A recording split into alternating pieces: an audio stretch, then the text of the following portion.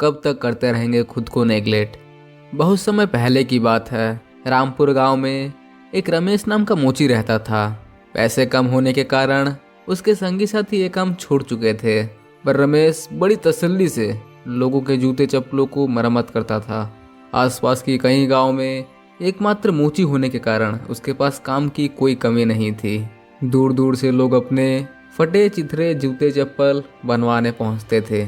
रमेश बड़ी लगन से अपने ग्राहकों को समय देता और उनका काम पूरा कर देता, पर इन सब के बीच वो अपने ही पुराने हो रहे जूते के ऊपर ध्यान नहीं देता। समय बीतता गया। रमेश दुनिया भर के जूतों को चमकाता रहा और उसके अपने जूते ही घिसते घिसते खराब होते रहे। कुछ लोग उसे जूतों के लिए टोकते भी, पर वो यही कह के टाल देता कि पहले ग्राहकों के जूते तो बना लो, फिर अपना बना लूंगा। करते करते जूते इतने खराब हो गए कि अब वे उसके पैरों को तकलीफ देने लगे। ध्यान ना देने के कारण रमेश के पैरों में घाव भी बन गया। जब लोग उसे इसके लिए कुछ बोलते तो वो कहता, अरे बस हल्की सी चोट है, ठीक हो जाएगा, अब चिंता ना करें। लापरवाही के कारण कुछ महीने बाद रमेश के पैर इतने खराब हो गए कि अब वो लंगड़ा लंगड़ा कर चलने लगा। असहनीय पीड़ा होने पर लोग उसे शहर के अस्पताल ले गए। पता चला कि रमेश के महीनों पहले शुरू हुआ घाव अब नासूर बन चुका है। डॉक्टर्स के पास कोई विकल्प नहीं था। उन्हें रमेश का एक पैर घुटने के नीचे से काटना पड़ा।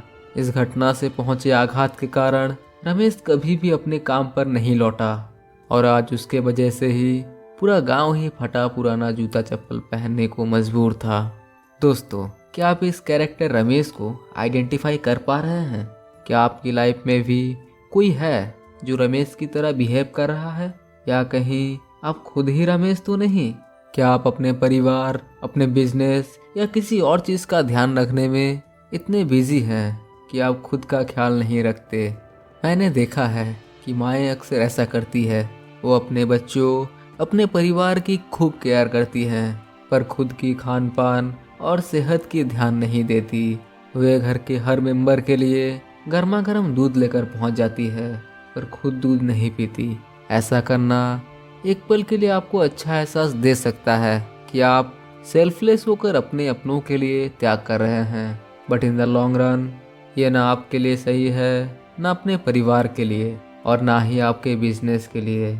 In case you have one, आप ठीक रहेंगे तभी और सब भी ठीक रहेंगे। इसलिए खुद को नेग्लेक्ट करने की इस टेंडेंसी को छोड़िए और खुद पर ध्यान देना शुरू करिए। रमेश की तरह सबकी तकलीफ का कारण मत बनिए, बल्कि वो शक्ति बनिए जो अपनी पूरी लाइफ सबकी तकलीफ दूर कर सके। यह एक बहुत छोटा सा कहानी था। अगर आप लोग को ये कहानी अच्छा लगा तो इस चैनल को सब्सक्राइब कर दो। फिर मिलते हैं हम लोग नेक्स्ट वीडियो में।